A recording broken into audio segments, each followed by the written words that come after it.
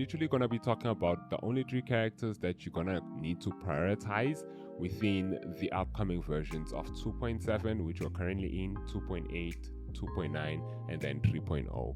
So first things first, this is not 100% accurate, but according to what's happening right now, these 3 characters are going to be Galbrena, Qiuyuan, and last but not least, Chisa. So if you are like me, the same situation as me, and you don't know which character you should kind of prioritize, which character you should try to get and build teams around, you're probably gonna think that this character, Galbrena, is gonna get here when Qiuyuan releases, obviously. And let me see where he is. This is Qiuyuan.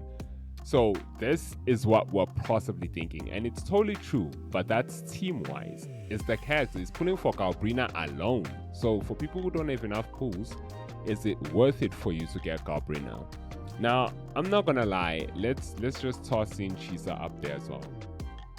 Galbrena alone is not so good, I have to be honest with you, because she relies so much on echo skill damage bonuses, and the highest you're possibly gonna get as an F2P player without the weapon, without her weapon, and without her premium team, the best you're possibly gonna get is probably like 70.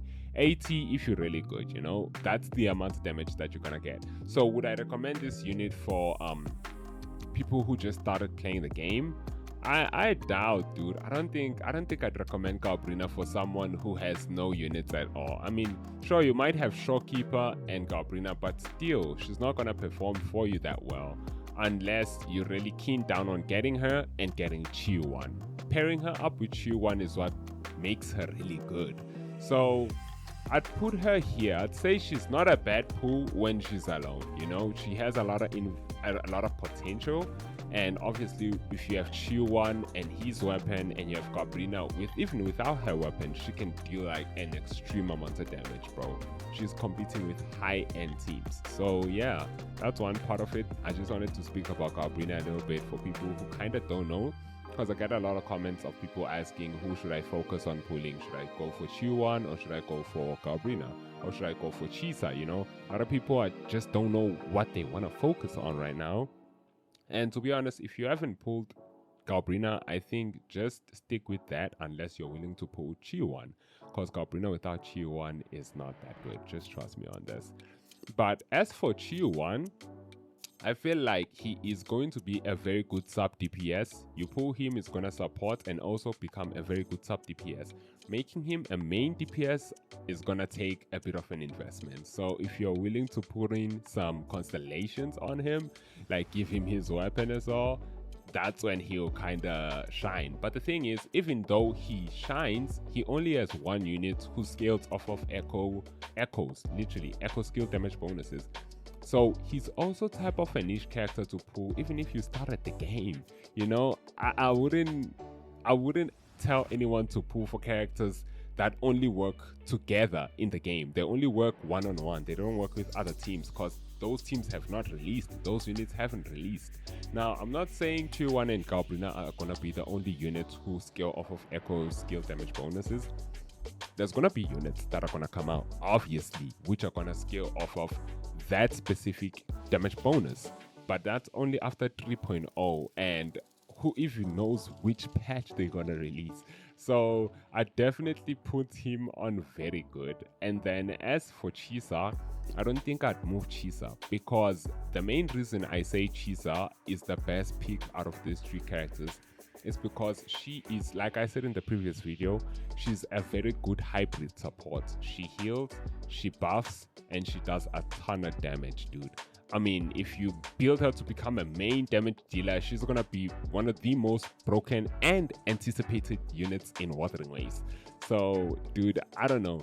I personally feel like if you're starting out the game, skip Galbrena, skip Qiuyuan, go straight for Chisa. You're gonna need a support, you're gonna need a buffer. You might as well get Chisa Shorekeeper from obviously the selector if you're new, and if you're not new, you probably have Shorekeeper. So I feel like Chisa, Shorekeeper, and any other DPS that you can get is the most viable team in 2026.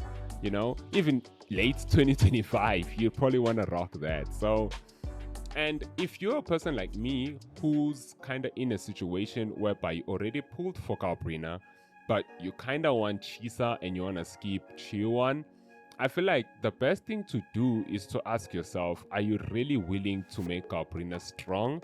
Or are you willing to get a new character that will become versatile for upcoming units? The upcoming units are more important than the current units, if you ask me, because we're going to a region where we have no idea what's going to happen. So you might as well get a character that kind of knows.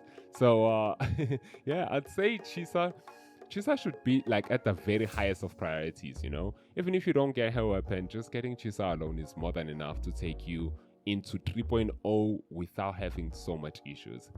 So yeah, that's Chisa. I don't know. But yeah, that's how I'd rank it, you know. I'd put Galbrena at third if you have to prioritize.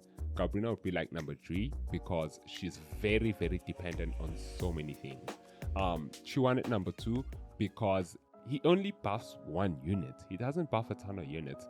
Even though he can become a good DPS and a main DPS, he doesn't buff a ton of units. That's the problem. If there were a ton of echo skill damage bonus reliant units, then it would make him extremely valuable in that sense, whereby you know that you're gonna have many units in your account that will become extremely good. But without that, then there's no point. And then as for Chisa at number 1, because first of all, she's predicting the unpredictable. We don't know what we're gonna face, but her kit kinda knows what we're going to be facing. So getting her early on is much better than not getting her. And if you are new, you get a second support, a second shopkeeper, might I say, and also a very good sub DPS along the way. And one of the most anticipated characters, I say again, ever since Shani to debut. So yeah, it's a dub if you ask me. And yeah, I don't want to keep this video extremely long. I just wanted to talk about that, and I guess I'll be seeing you guys in the next one.